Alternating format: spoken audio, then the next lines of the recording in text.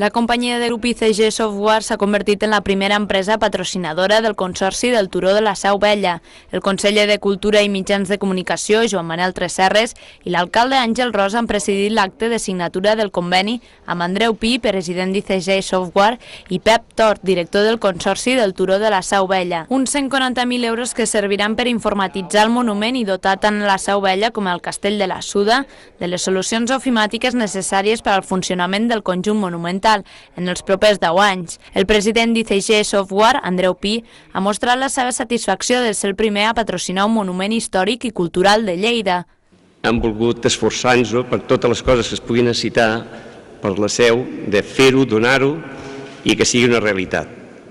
És un conjunt molt antic amb tecnologia del segle XXI, el que vol dir que esperem que tot això sigui fruit d'una relació i d'un èxit total, no?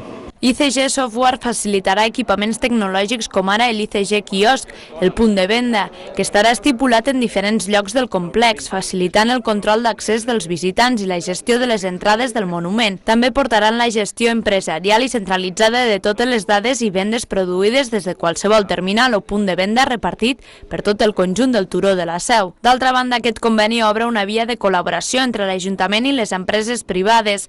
El director del Consorci del Turó de la Seu, Pep Tort, ha comentat que ja s'està treballant per establir contactes amb altres empreses perquè aportin serveis i segueixin amb la mateixa línia oberta que ICG Software.